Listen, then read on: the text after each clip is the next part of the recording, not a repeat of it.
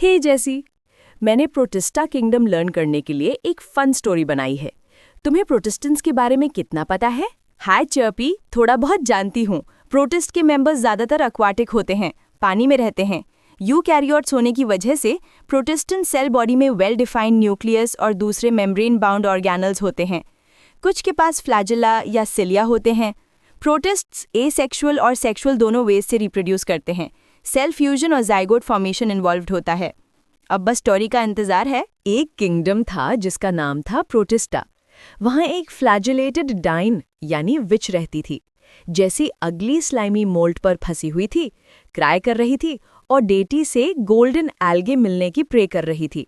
Despite वहाँ protozoans help के लिए प्रेजेंट थे। यहाँ फ्लैजेलेटेड डाइन मतलब डाइनोफ्लैजेलेट्स, अगली मतलब यूग्लिनॉइड्स, स्लाइमी मोल्ड मतलब slime mould, crying and praying to deity to get golden algae despite मतलब क्राइजोफाइट्स, डायटोम्स, गोल्डन एल्गे या डेस्मिड्स, प्रोटोजोन्स मतलब प्रोटोजोआ। सो गुड, अब मैं इन टफ नेम्स को कभी मिक्सअप नहीं करूंगी, पर स्टोरी यहीं खत्म नहीं होती।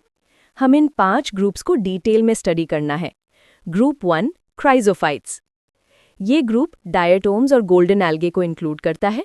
ये फ्रेश वाटर और मरीन एनवायरनमेंट्स दोनों में मिलते हैं। ये माइक्रोस्कोपिक होते हैं और पानी के करंट्स के साथ पैसिवली फ्लोट करते हैं, यानी कि प्लैंक्टन। इनमें से मोस्टली फोटोसिंथेटिक होते हैं। डायटोम्स में 2 thin cell walls overlapping shells बनाती हैं जो सोप बॉक्स की तरह फिट होती हैं। वॉल्स सिलिका से एम्बेडेड होती हैं, इसलिए ये वॉल्स इंडिस्ट्रक्टिबल होती हैं। ओह, इसीलिए डायटोम्स ने अपने हैबिटेट में बहुत सारी सेल वॉल डिपॉजिट्स छोड़ दी हैं और बिलियंस ऑफ ईयर्स में जो अक्यूमुलेशन हुआ है उसे डायटोमस अर्थ कहते हैं। ग्रिटी होने की वजह से ये पॉलिशिंग, ऑयल्स और सिरप्स की फिल्ट्रेशन में यूज होती हैं। डायटोम्स ओशंस के चीफ प्रोड्यूसर्स होते हैं। बिल्कुल सही। अब ग्रुप 2 डाइनोफ्लैजेलेट्स। ये ऑर्गेनिजम्स मोस्टली मरीन और फोटोसिंथेटिक होते हैं। इनका कलर इनके सेल्स में प्रेजेंट मेन पिगमेंट्स पर डिपेंड करता है। येलो, ग्रीन, ब्राउन, ब्लू या रेड दिख सकते हैं। सेल वॉल के आउटर सरफेस पर स्टिफ सेल्यूलोज प्लेट्स होती हैं। अक्सर इनमें 2 फ्लैजेला होते हैं, एक लॉन्जिट्यूडिनल होता है और दूसरा ट्रांसवर्सली वॉल प्लेट्स के बीच वाली फरो में। बहुत बार रेड डाइनोफ्लैजेलेट्स एग्जाम्पल गोनालियोक्स इतनी तेजी से मल्टीप्लाई करते हैं कि ओशन रेड दिखने लगता है, यानी रेड टाइड्स। ऐसे मैसिव नंबर से रिलीज हुए टॉक्सिन्स दूसरे मरीन एनिमल्स को भी मार सकते हैं। OMG, ये थोड़ा स्कैरी लगता है, बिल्कुल डायन जैसा। चलो आगे बढ़ते हैं। Group 3 euglenoids. इनमें से मेजॉरिटी फ्रेश वाटर स्टैग्नेंट पानी में मिलती हैं। सेल वॉल के बजाय इनके पास एक प्रोटीन रिच लेयर होती है जिसे पेलिकल कहते हैं, जो बॉडी को फ्लेक्सिबल बनाती है। इनके 2 फ्लैजेला होते हैं, एक शॉर्ट और एक लॉन्ग। सनलाइट में ये फोटोसिंथेटिक होते हैं, लेकिन सनलाइट ना हो तो ये हेट्रोट्रॉफ्स की तरह स्मॉल ऑर्गेनिजम्स को खाकर सर्वाइव करते हैं। और इंटरेस्टिंग बात, यूग्लिनॉइड्स के पिगमेंट्स हायर प्लांट्स के पिगमेंट्स जैसे ही होते हैं। Example Euglena. बिल्कुल ठीक। अब group 4 slime moulds. Slime moulds saprophytic प्रोटिस्ट्स होते हैं। इनकी बॉडी डिकेइंग ट्विग्स और लीव्स पर मूव करके ऑर्गेनिक मटेरियल को एनगल्फ करती है।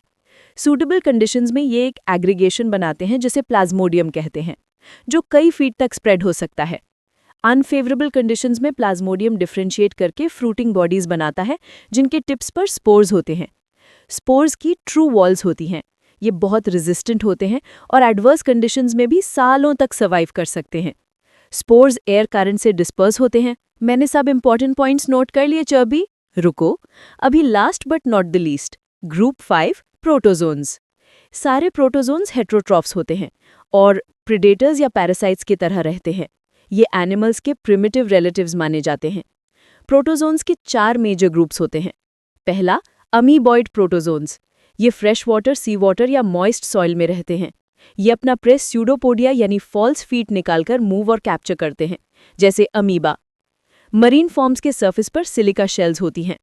कुछ जैसे एंटमीबा पैरासाइट्स होते हैं। दूसरा, फ्लैजेलेटेड प्रोटोजोन्स। इस ग्रुप के मेंबर्स फ्री लिविंग या पैरासिटिक दोनों हो सकते हैं। इनके पास फ्लैजेला होते हैं।